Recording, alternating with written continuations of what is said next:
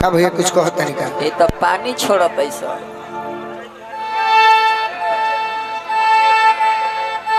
विनय कुमार राय जी गाजीपुर। हाँ जी ये सब नहीं बोले के ना गीत कैसन बा पायल जी कैसन कि गीत अब हम चाहिए लेना ना कि गाई सच्चाई कहता नहीं हाँ जी राउर क्रिया राउर क्रिया अपन क्रिया ना चाहिए कि गाई का है कि जख्मी जितेंद्र जी ओम प्रकाश बाबा हाँ जी सोनू सिंह संगदिल जी हाँ हाँ शिकारी बाबा के गीत इतना रोज आवेला चंदन भैया कि गीत हमारे गावे की इच्छा ना होला हरदम सोचेला कि नया कहीं हाँ जी बाकी अब श्रोता जी सुनले बा वो कहबे करी कि गाओ अभी नया गौनी अब जख्मी भैया लिखले बड़े कि तोहरा मोहब्बत में तन तैयारी में रह लोग भाई। अच्छा के जे इंडियन आइडियल के जज बा वही में घिंच देला 4000 तो डायरी जख्मी ये भैया जिंदगी खराब हो गई। जख्मी भैया के लिखल गीत रहे कौन कि सैया जाड़ा में अरे गावना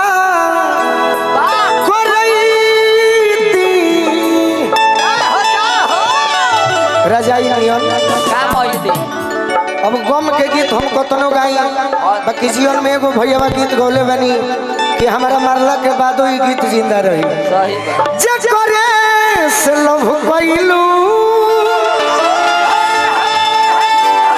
ओकरे से परेशानी बा ए सनमी करम तारो लागे खानदानी बा।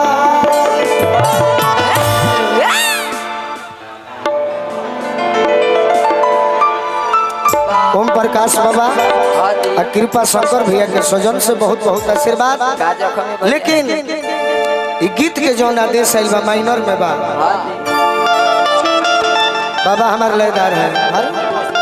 तबला वादक ढोलक वादक ताशा वादक हाँ जी और सुनवैया हमारे ओम प्रकाश ढेर का उत्तर प्रदेश के फायदा उठावले बड़े ठीक बात तो बैठे के नु हाँ जी सही बात ना मजा काहे ले बैठब तब नु रौरा भव खातिर कुछ कह जाई। सही बात एगो लड़की हाँ जी शादी भइल कम एज में शादी भइला के बाद अक्सर लड़की हाँ दुखित हो जाली सब सही बात बाकी लड़की ऐसा भैया कैसन कि अपने पियवा के पाके हाँ अपने कुंवर जी के पाके हाँ गदगद भैया सही बात चाहते कि प्रभु जी हे भीरगु बाबा हे को हमर के कमैछा माई हे विंध्याचली माई ए माई आज भरतिए न रहे तो का कहतरी का कहता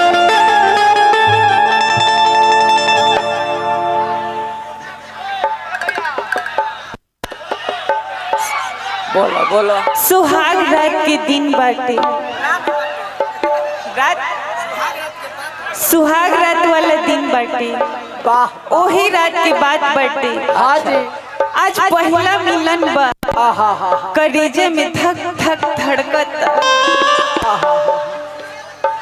लेकिन इतना हमरा राजा जी से पहले रात में प्यार हो गई बा कतना कि जब से हमरा मांग में सिंदूर डलले बानी हाँ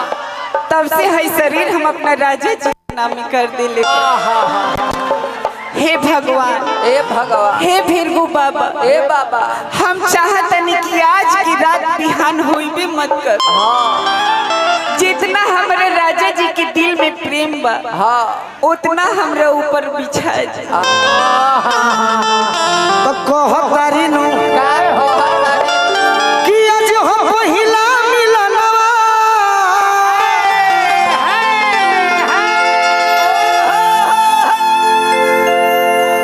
यह बतिया के हाँ दोनों जानी अंजलि और पायल जी हाँ जी मानो जे कि रूम के चौकी ह गोलू राजा बनौले बड़े बैठ जा पहले हाँ बैठ के कहो बैठ के सही बात आई रूम के गेट ह हाँ जी यानी किली ठोका दिया हाँ अब मन में सोचा भाव सही बात कि आज हो पहिला मिलनवा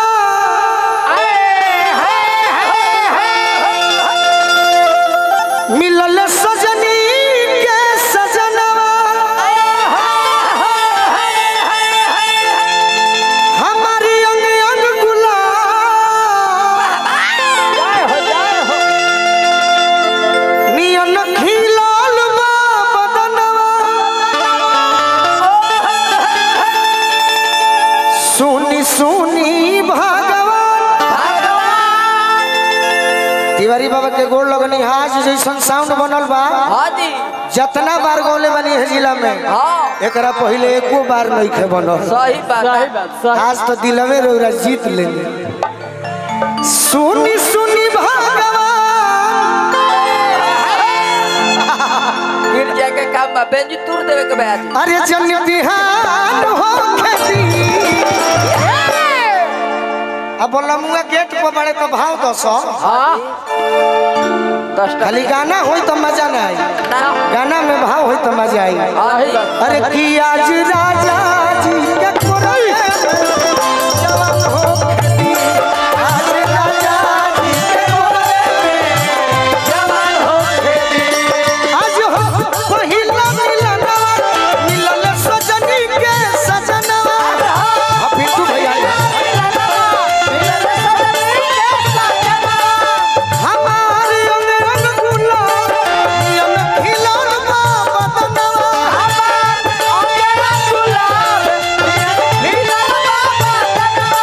सुनी सुनी भगवान जन बिहान हो खेती सुनी सुनी भगवान जन बिहान हो खेती आज राजा जी के कोरवे में जवान हो खेती आज राजा जी के कोरवे में जवान हो खेती आज राजा जी के कोरवे में जवान हो खेती आज राजा जी के कोरवे में राहुल भैया हजारों हजारों रुपए का आशीर्वाद संजय यादव जी भी देनी पिंटू भैया देनी देखे जमुआ से हमारा अशोक यादव जी गांधी राय जी हैबतपुर भवानी सिंह जी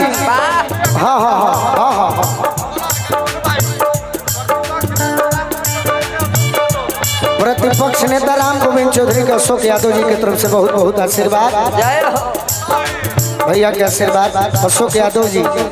विचार किया जाए मालिक हाँ जी कि ये जो लड़की है इधर भैया तनी हट न जाए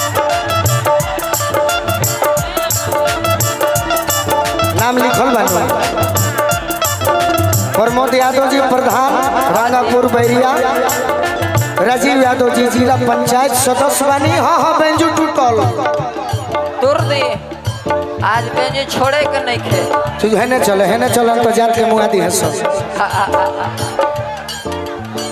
ना हो हम बानी चलत रहे गोलू भैया चलत रहे लाहे लाहे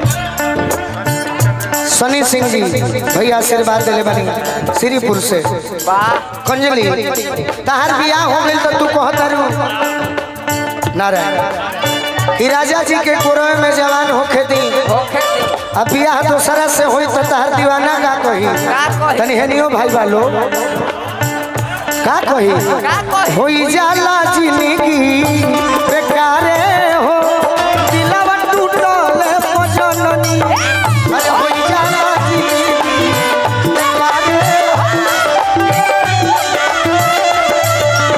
अरे होई जाला जिंदगी बेकारे हो दिलवा टूटल पजननी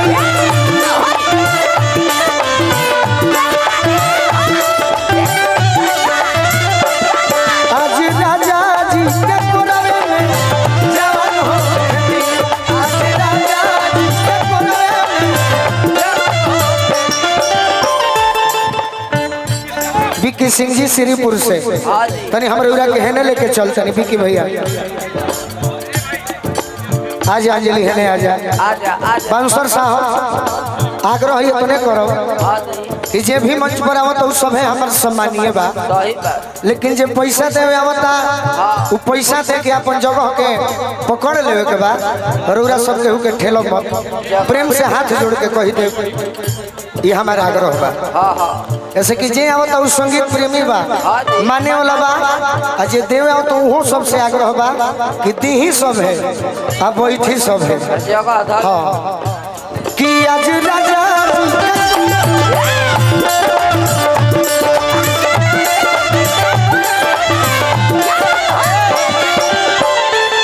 और का कहतरी मुर्गी मरबू का तरी भाव और का राजा जी का उठावा में हे मनु बाबा ए बाबा और देरी ना तेरी ना खुशबू तैयार रही हो खाना हो करो ज्योति ज्योति जौनी सोनी सोनी हम खाली चेहरा चिन्हिला सही बात ना उतना याद ना रहे राजा जी का ओठ जब सोनी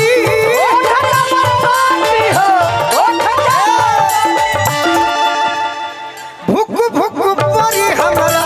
दिलवा के भुक भुक परी हमारा दिलवा के किरत भर लोभ के दरियावे में आ सगर मगपन धसा रात भर लोभ के दरियावे में रात भर लोभ के दरियावे में नहान हो खेली आज राजा जी के गोरवे में जवान हो खेती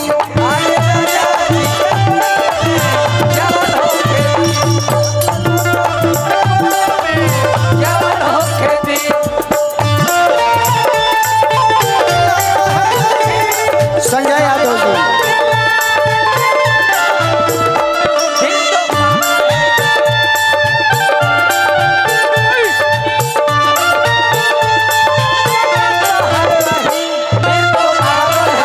सुमंत भैया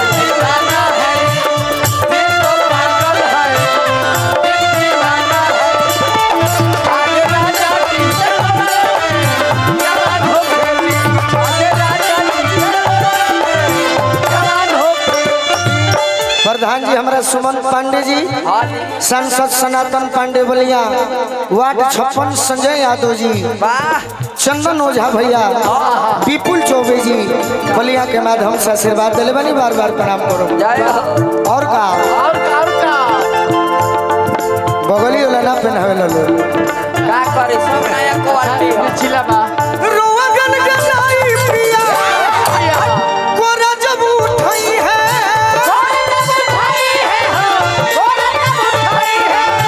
ठाकुर मनोज हमार जिया जुड़ई है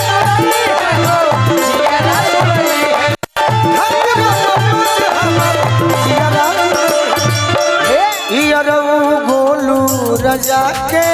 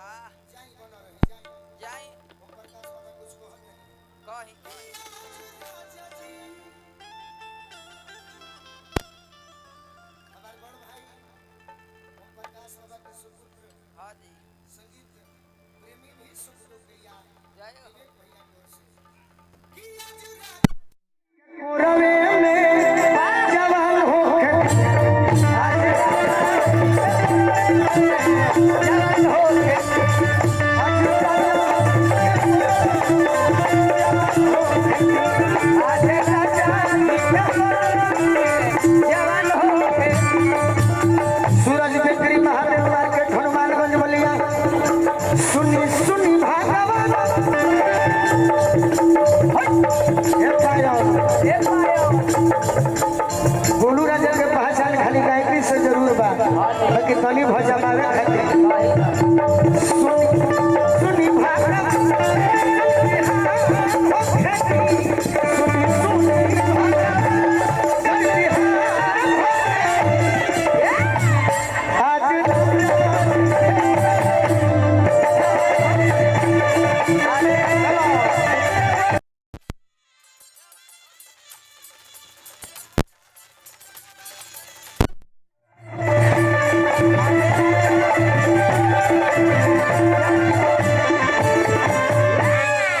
आनंद आई तो बड़े भाई सब हमारे गार्जियन